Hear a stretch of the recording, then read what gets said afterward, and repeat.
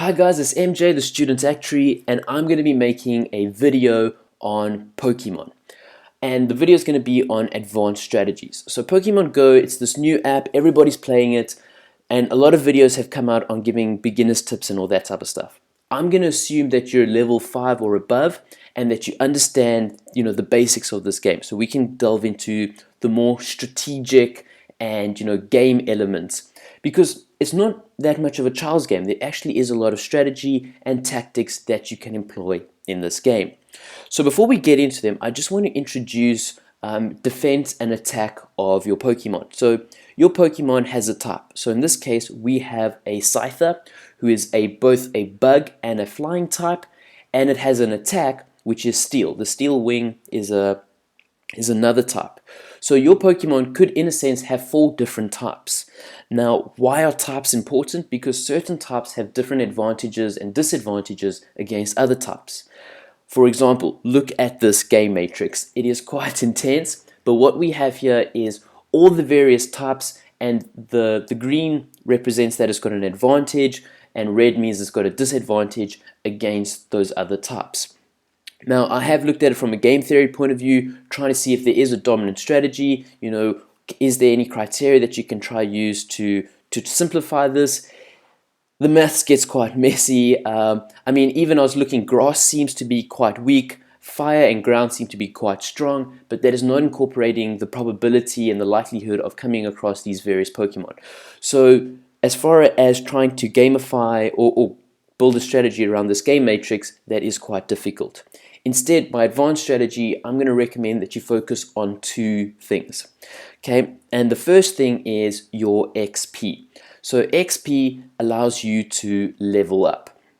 The more XP you have, the higher your level is, and the higher your level is, the more Pokemon and the different varieties that you're going to see. And that's the point of the game. You've got to catch them all. So the higher your level, the more likelihood you're going to see Pikachu and Eevee and the rare Pokemon. So you want to build up your XP. The second thing you want to build up is something known as Stardust, which is quite new to me. I was like, whoa, what is the Stardust? But Stardust, along with Candy, can build up your Pokemon and make them stronger. And having strong Pokemon is very essential when it comes to taking over the gyms. Okay, gyms are these things that pop up on the map, and they're very important. Okay, when you see a gym, gyms are important opportunities because not only by fighting them do you gain XP and all that type of stuff, but also if you hold a gym for 20 hours, you're going to get rewards. And the rewards you get are Stardust and Pokemon Gold. Pokemon Gold you can use at the shop to buy various items, and the Stardust you can use to make your Pokemon stronger and take over even more gyms, which will allow you to get even more Stardust every day. So, how do we take over gyms and how do we defend gyms? Because that's the whole thing, is attacking gyms and defending gyms. And the best way to do that is to team up. Okay, this Pokemon game, just like Ingress, which it's kind of based on, it very much is a social game, and you're going to be way more effective when you're in a team. Okay, you need to team up, and then together you guys can go to gyms and take them down way quicker. Let's say you come across a gym. First thing you want to do is see, okay, this is a Pinsir, he is a bug Pokemon. Memorize this matrix, or have a copy with you at all times. Pinsir is a bug Pokemon, so you'll see that fire. What else hurts him? Fire, flying, and rock. Yeah, those 3 are going to be very effective against Pinsir. And by using this game matrix on the gyms, it's going to be very easy to defeat them. You're going to feel like a Roman. We came, we saw, we conquered, we took over all the gyms. Okay, but that's the easy part. The easy part is taking over the gym. The hard part is defending a gym. How do you defend a gym? Well, first of all, I'm going to show you how not to defend. Okay, this is the worst thing you can do in Pokemon, is to go and put a Magikarp with a combat power of 10 in a gym. Okay, this is terrible, and it's terrible for 2 reasons. One, it's gonna upset your team, because anybody else who's going to want to come and train at this gym and try boost its prestige is going to take forever, because every time they beat this Magikarp, because the combat power is so low, it's only going to give a fraction of prestige.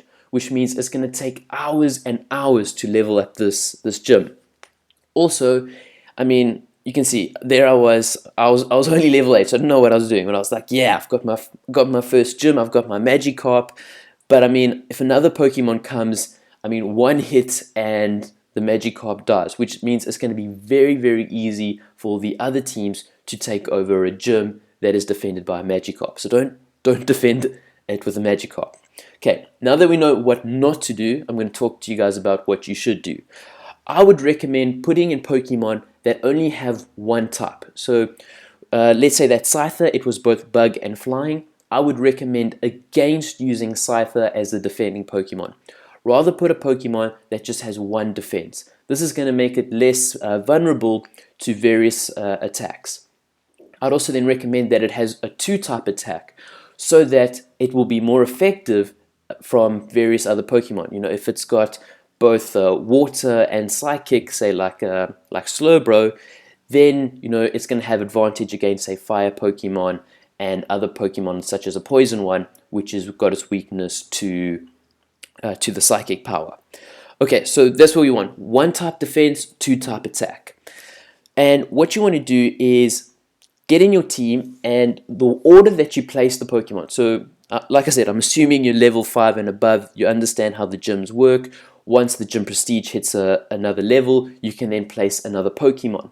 And in order to upgrade the prestige, you need to battle the Pokemon, and you only get, for me, I don't know if this is a bug on my side, but I only get one Pokemon and I have to take on all the other Pokemon in that gym, which makes it a little bit difficult. So what I would recommend is the first strategy, if you're just starting off and you're with your team, is let the weakest player put in their Pokemon first. Okay, this is going to make it much easier for the other players to beat that Pokemon and build the prestige. They're going to be building it slowly, but they're going to be able to be building it, and then they're going to put in the second strongest Pokemon.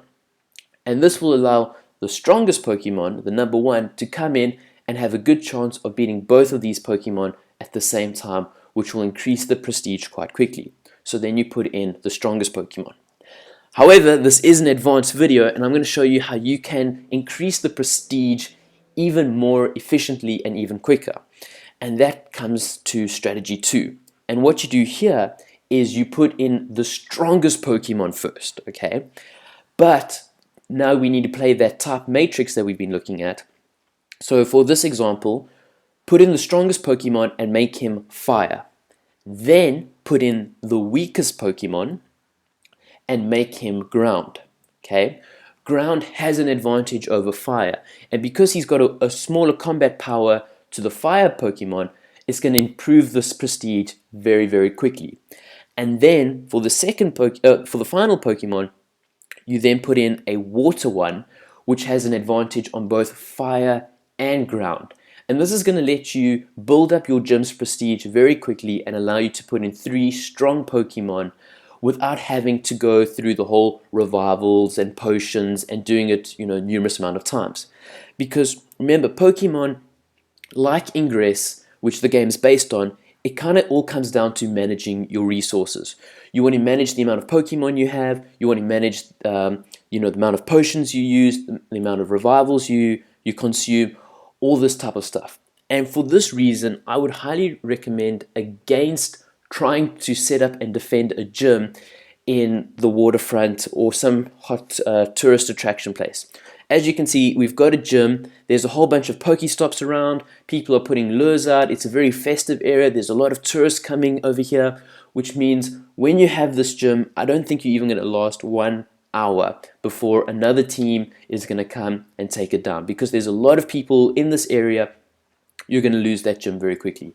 I recommend getting your team and going to some weird distant location. You should be safe because it's a group of you guys, you know, safety first.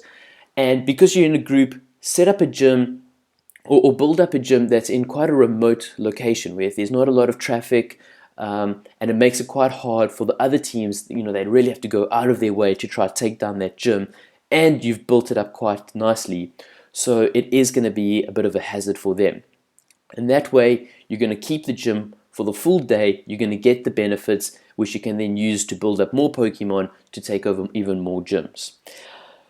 So wow, I've spoken quite quickly, but in a nutshell, I've spoken about gaining XP and saving Stardust are the two things you want to focus on.